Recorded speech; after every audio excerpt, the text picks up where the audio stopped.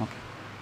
And not on the way the church performs the and not on the way the church performs the acts of worship.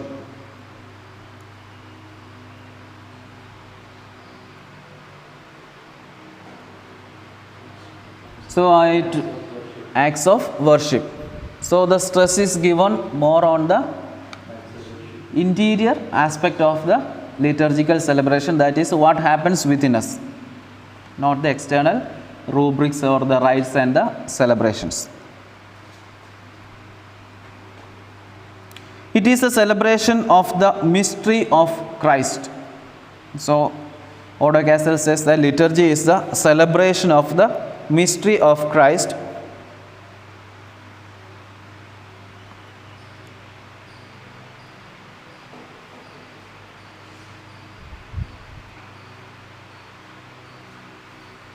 Also it is a celebration of Christ. So Christ is celebrating the head of liturgy. It is a celebration of Christ as well. It is the celebration of Christ as well. So we can see that in this definition, the Christological and communitarian aspect of liturgy is more stressed. The Christological and communitarian aspect of liturgy is given more importance or more stressed. Okay. Thus we can say liturgy is the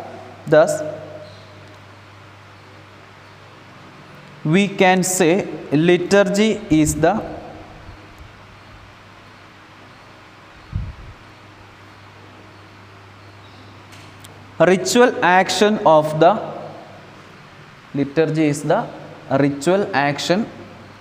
the redemptive work of Christ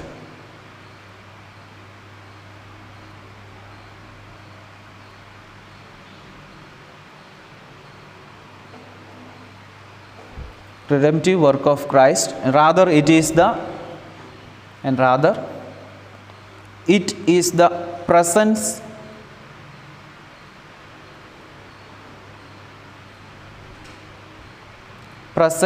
of Christ under the veil of symbols,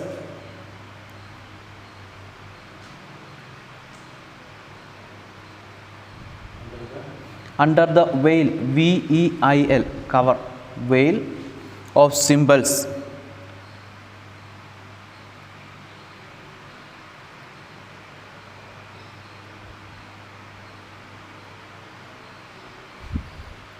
So according to the definition of Odo Castle, liturgy is something mysterious. Though we use all the symbols and rites and rituals, the presence of Christ is more important than the external ritual actions. The presence of Christ is brought into the community through these ritualistic actions. Okay.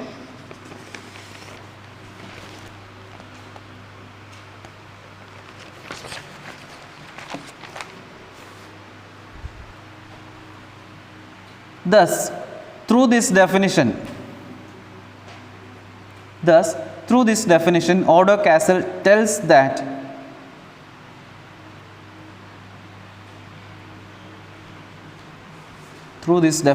Odo Castle tells that liturgy as a mystery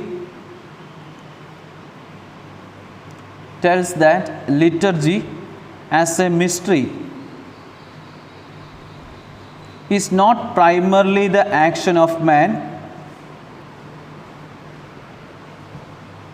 So according to him, liturgy is not just the action of man, it's not primarily the action of man who search a contact with God,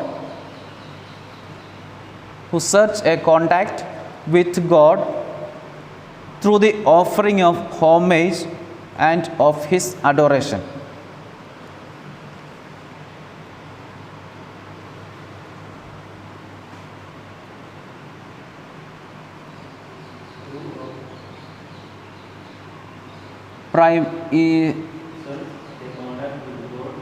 contact with God through the offering of homage, HOMAGE, homage, and of his adoration.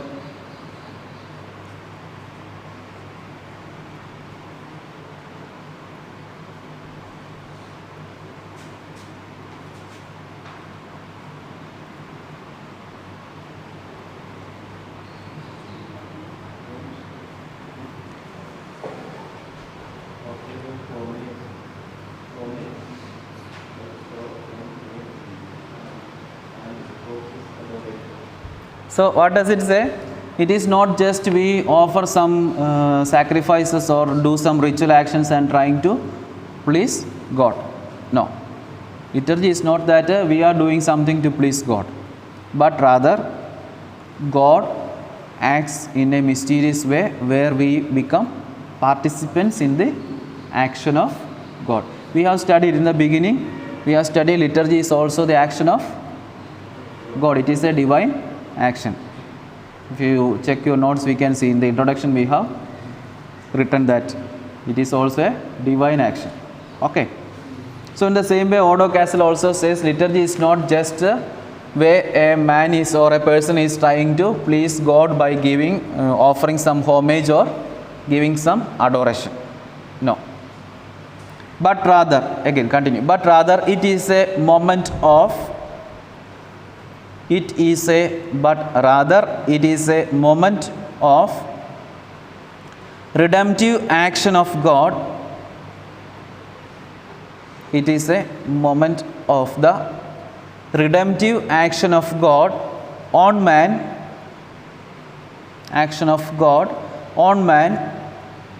in such a manner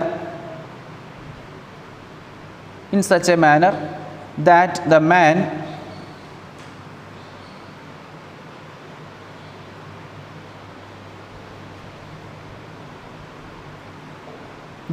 man once assumed into the mystery of Christ, in such a manner that the man once assumed into the mystery of Christ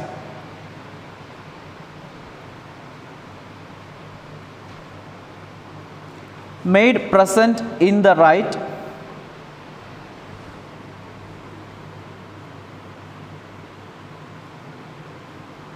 where he could praise and adore God,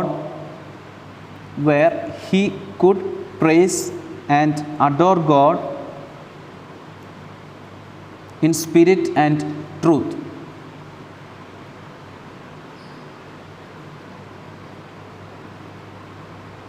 So here Odo Castle tells us that liturgy is not just the action of man, but it is a divine action where once you are assumed into the mystery, or once you have come into the mystery of Christ, you are also participating in this divine action or the liturgical celebration, which is a divine action where you are also invited to participate and where you are able to praise and adore God in spirit and truth. Clear? Any more explanation?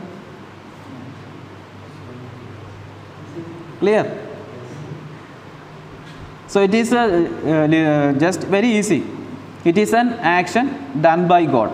Primarily the liturgy is an action done by God, and God invites you to participate in it, in this liturgy.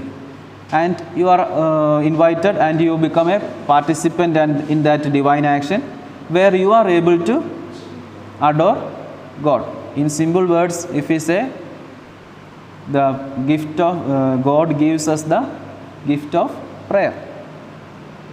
So God give us the capacity to adore Him.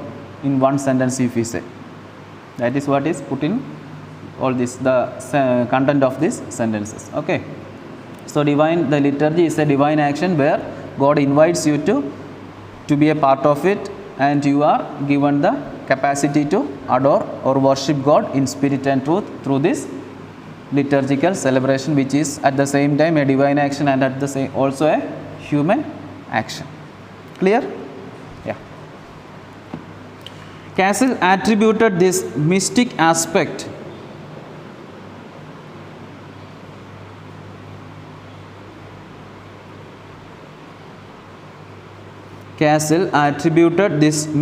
aspect to the liturgy, which is even relevant today.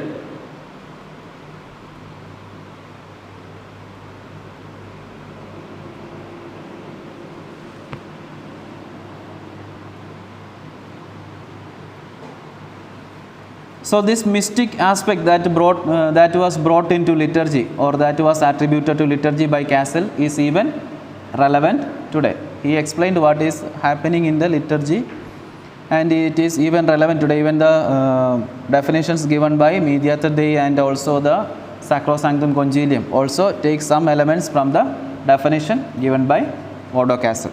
Okay. Cassell maintained that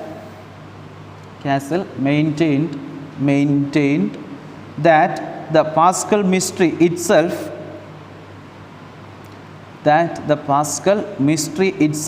is experienced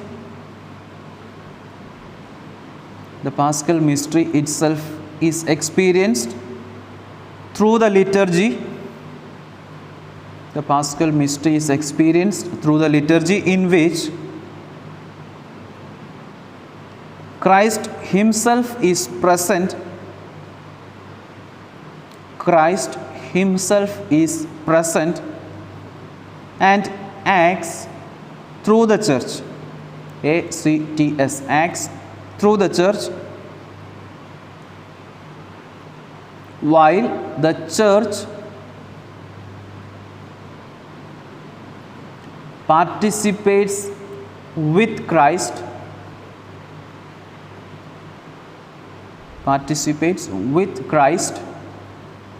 and acts with him.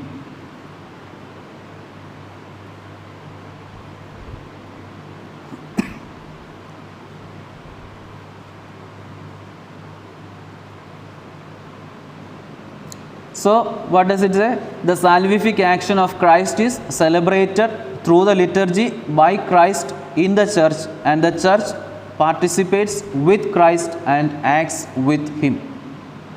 Clear? Simple. Then next one is Jean-Jacques von Allmen. Gean.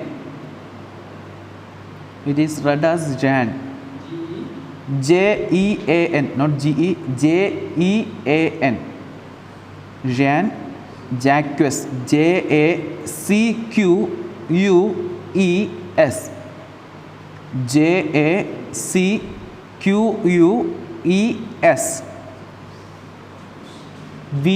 Von, third one, Von.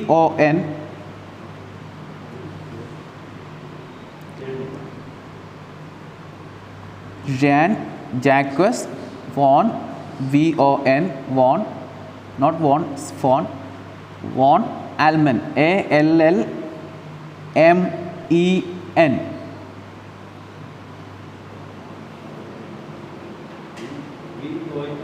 Von is separate. Allmen is separate. So 4 names. Okay. Then his definition is very simple. Christ himself peruses his saving work. Christ himself peruses, P-E-R-U-S-E-S, peruses his saving work by the operation of the Holy Spirit through the liturgy. By the operation of the Holy Spirit, operation or action of the Holy Spirit, operation of the Holy Spirit through the liturgy. Since it is a definition, we cannot change the words. It should be written as it is.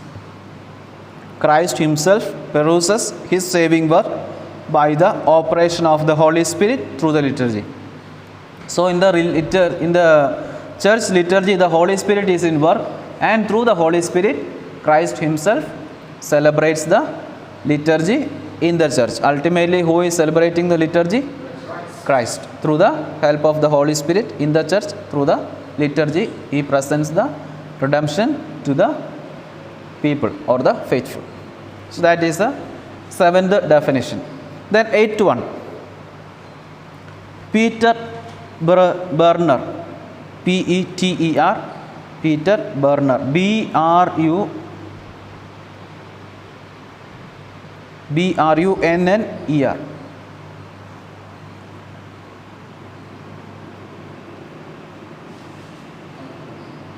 B-R-U-N-N-E-R. He is a Lutheran theologian, not a Catholic. He is a Lutheran theologian.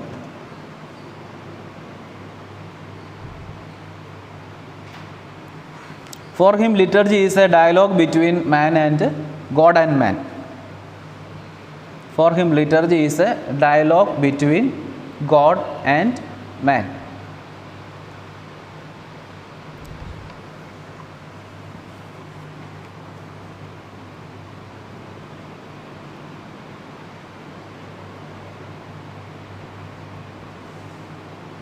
He points towards a dialogic. He points towards a dialogic. Points towards a dialogic dynamism of liturgy. Dialogic dynamism of liturgy by stating that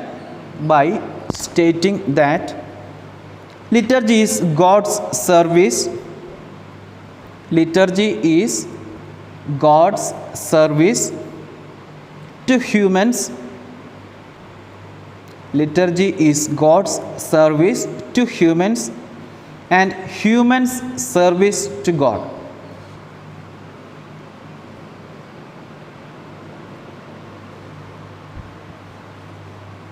Humans' service to God, and that human service to God, and that in the liturgy,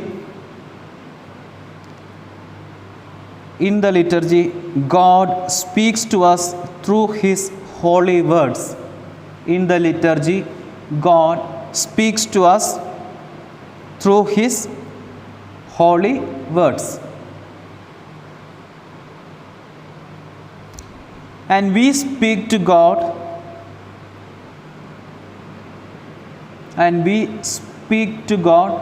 through our prayers and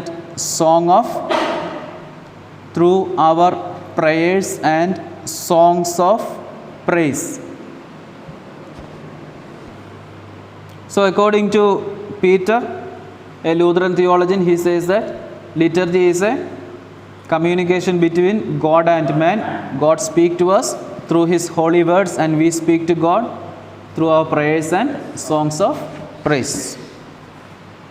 So last, ninth one, Alexander Schmemann. Alexander Schmemann, S-C-H-M-E, Alexander Schmemann, S-C-H-M-E-M-A-N-N.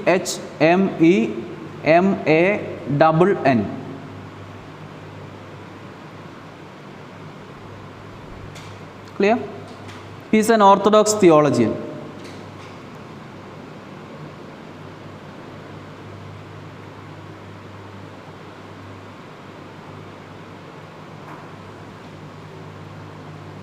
He is an Orthodox theologian.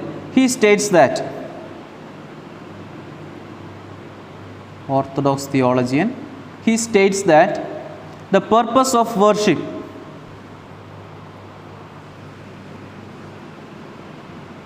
is to constitute the church. So the purpose of liturgy is to bring together the church, according to him. The purpose of worship is to constitute the church, to express the church as unity, to express the church as unity of that body, unity of that body. He speaks about the mystical body of Christ, okay, of that body whose head is Christ.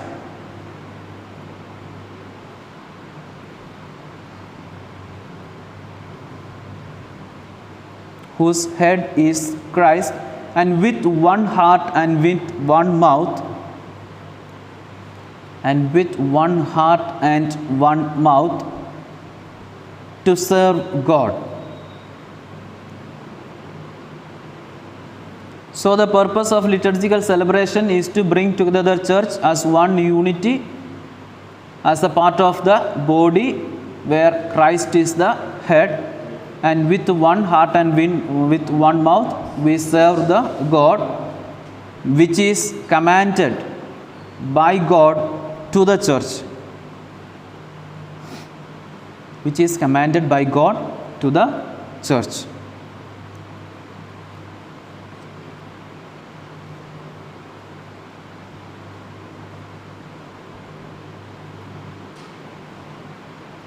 Then last one, 10th definition, Edward Kilmartin, EDWARD, Edward Kilmartin, KILMARTIN, KILMARTIN, Kilmartin, Edward Kilmartin. He is also a theologian and also a liturgist.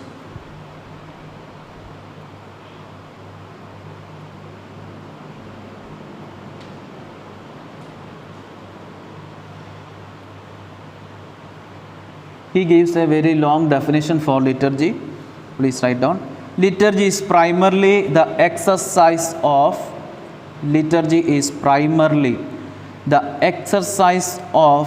life of faith.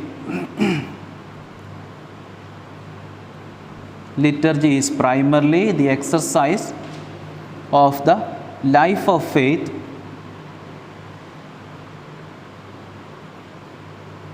under the aspect of being together,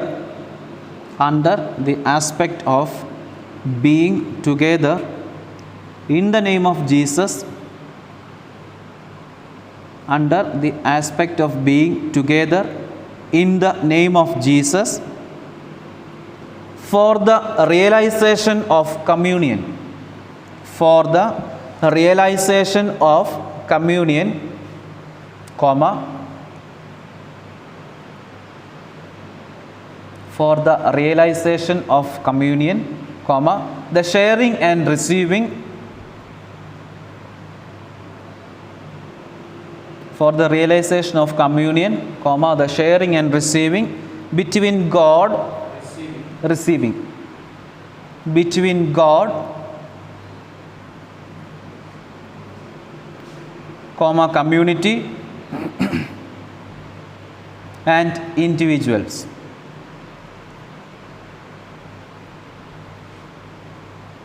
In a coordinated system of ministerial services, in a coordinated system of ministerial services,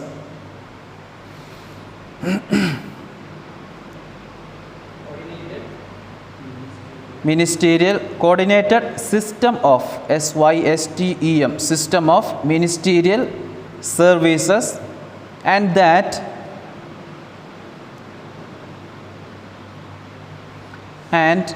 the Christian obligation to worship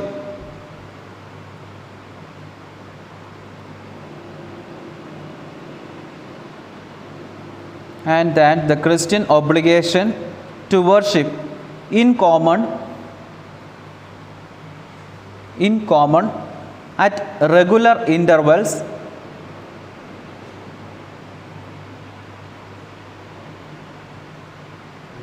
INTERVALS intervals, is based primarily on the need to exercise one's faith in an explicit and social way,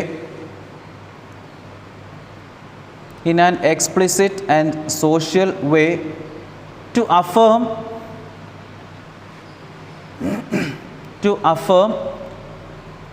one's fidelity to God, to affirm one's fidelity to God,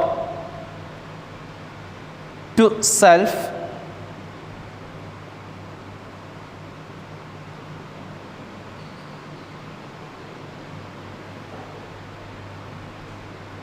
and to others,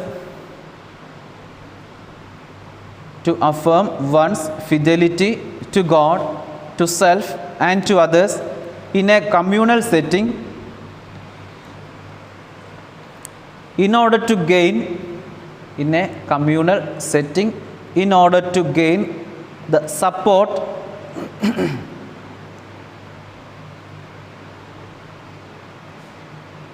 to maintain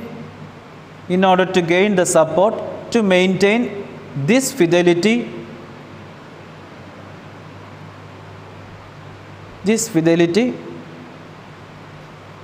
in the whole of one's life.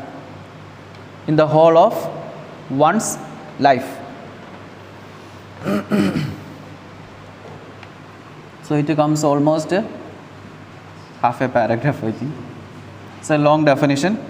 So it is very simple. He says that liturgy is primarily the exercise of our faith, life of faith, under the aspect of being together. That means by celebrating liturgy, I express my faith and I celebrate it as a community, being together in the community in the name of Jesus, and this community is gathered in the name of Jesus for the realization of communion. Okay, being together, communion, the sharing and receiving. There we share with God and also with my brother. Receiving between God. So the faithful is sharing life with God, with the community, and with the individuals. So I come into contact with God, I come into contact with the community or the church, then I come into contact with the individual persons in the church. In a coordinated system, for this gathering, for this celebration of liturgy, there should be some rules and regulations. It should be coordinated. Okay. In a coordinated system of ministerial services, there should be somebody ministers to celebrate this gathering or celebrate the liturgy, that is ministerial services, and that the Christian obligation to worship. And as a Christian, I have the obligation to worship in common at regular intervals. So this liturgical celebration under the ministers will take place because I have the obligation to participate in this celebration as a Christian, and it should be there should be a time fixed for this celebration with intervals. Is based primarily on the need to exercise one's faith, and this liturgical celebration is a need for me to live my faith in an explicit, so I can very freely practice my faith and grow in my faith through this liturgical celebration, and social way. So since I am living in a society, I have the social support and through this liturgical celebration I proclaim my fidelity to God, to oneself, and to others in the communal setting. So I proclaim myself, my fidelity to God, to proclaim my fidelity to God, to oneself, and to the community in order to gain the support, so that I may grow in this faith all throughout my life. So, in nutshell, I celebrate the liturgy together with the community, through which I grow in my faith and I gain support from the community to remain in this faith till the end of my life. That is why I celebrate liturgy. That is in nutshell. But the definition is very long. But it is very easy to, when we connect the main terms that is given in the definition, we will very easily can understand the definition.